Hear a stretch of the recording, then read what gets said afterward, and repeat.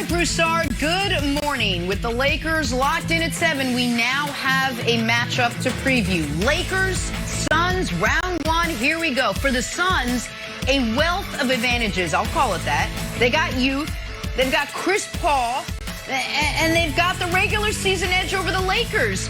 But the Lakers are the defending champs, and the Lakers have one guy, and his name is LeBron James. So, Chris Broussard, do the Suns even have a chance in this series? No. This can be a short segment. Okay. I'm sorry, Brandon. Wow. All right. Look. Wow. Look. The Phoenix Suns, congratulations. They had a terrific year. Monty Williams, he was my vote for Coach of the Year. I do think he'll win it. It's well-deserved. Chris Paul, I had him third in my MVP race. He'll finish in the top 5, I think. Well-deserved. Devin Booker joined Chris Paul on one of my All-NBA teams. So, wonderful year for the Phoenix Suns. They've been a great franchise historically. It's great to have them back in the playoffs. But they are going home quick, fast, and in a hurry. Period. And the main thing, one of the main things is experience. Now, I'm assuming, of course, LeBron and AD play every game. If LeBron and AD play every game, there is no way Phoenix is beating them. Don't give no disclaimers. Booker, DeAndre Ayton. Well, yeah, okay, if LeBron gets hurt in game 1, doesn't play the rest of the series, sure, Phoenix could win. We don't know. Right? That's been a story all year. That's been a story all year. We don't know what we're going to get from the Lakers. I'll leave that caveat for you. Mikal Bridges, DeAndre Ayton, Devin Booker, there is no way in their first ever playoff series they're going to stare LeBron and AD in the eyeballs and beat them? No, it's just not happening. It is not happening. And look, Chris Paul, as much as I just sang his praises, Chris Paul's had his issues in the playoffs too.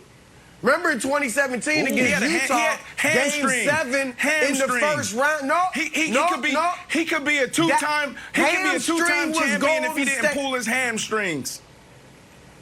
Look, there's more than that. We remember Game 5, Russell Westbrook got him out of sorts, and Chris, just one of the clutch players of all, or at least of this era, just fell apart in the last minute. They lost that game in that series. 2017 against Utah in Game 7 had a great series and goes 6 for 19 for 13 points in Game 7. And you mentioned Houston when he was there. How about the next year, 2018, when Kevin Durant gets hurt? The series is tied at 2. Chris comes out in the pivotal Game 5. No KD, has 11 points, struggles from the field. So Chris has had issues in the playoffs too. So I'm sorry. They are not beating a LeBron James, Anthony Davis-led Lakers team.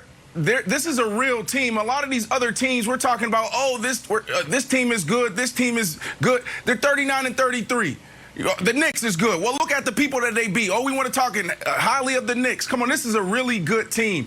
They haven't made the playoffs in 10 years. Monty Williams, CP3, look what they have done in a shortened offseason. This is nothing shorter than magical.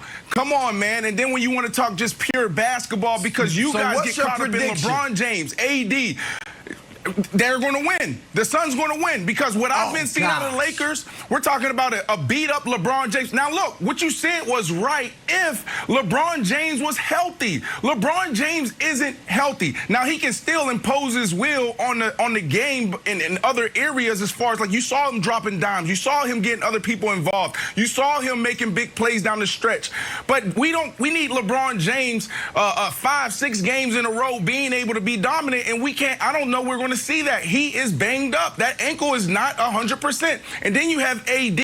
AD was 2 for 12 in the first half. And this is the same AD that we've been seeing since the bubble. So that's the reason why. And then when you want to look at the Phoenix Suns, Chris and Nick, here's the deal. It comes down to defense, and it comes down to being efficient with the ball. We know who they are on defense. They're a really good defense. The same defense that you saw the Warriors play, that's what you're going to get out of this team. And on the offensive aside, the reason why the Warriors lost is because of turnovers. They don't turn the ball over. Right. CP3, we keep talking about being high basketball IQ. He's right up there with LeBron James. It's not even farther. That's right. Then listen, well, I think almost everything Brandon said is right cute. As far as what the Suns do well. That was cute. And I'm going to say this. Here's where... Cute. Hold on. I want to give Brandon credit for something here. Because there are going to be a lot of people on television today that hedge. And what they do is they give Phoenix a ton of praise and then be like, I think they can give the Lakers a really tough series. I think it can go 7. But then at the end, they're going to pick the Lakers. And so Brandon said a few months ago he thought the Suns were legitimate championship threats, and he thought the Lakers were vulnerable, and he's sticking with it. I think the Suns are the second best team in the West.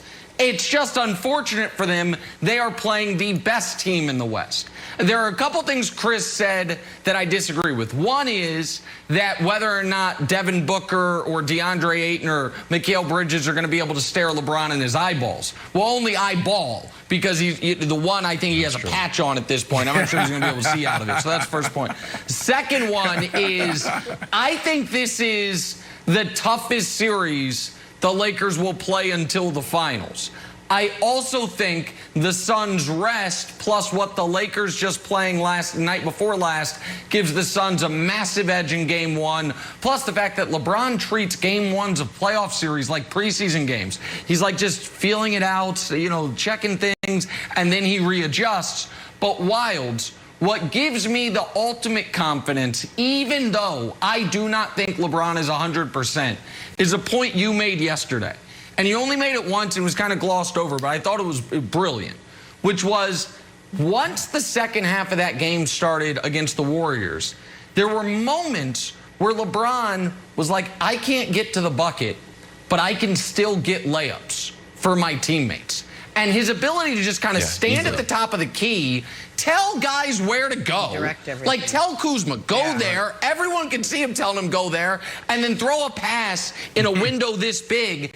He's absolutely going to be able to do that against the Suns. Because while the Suns, pardon me, are a good defensive team, they have no one to guard LeBron and then also guard other guys. They don't have a Draymond, and DeAndre Ayton's going to get lost a bit trying to protect the rim. So I think this is a 6-game series. I think Phoenix takes Game 1 and then takes Game 4 or 5, but I think the Lakers win it. Yeah, it's funny about the LeBron style of play.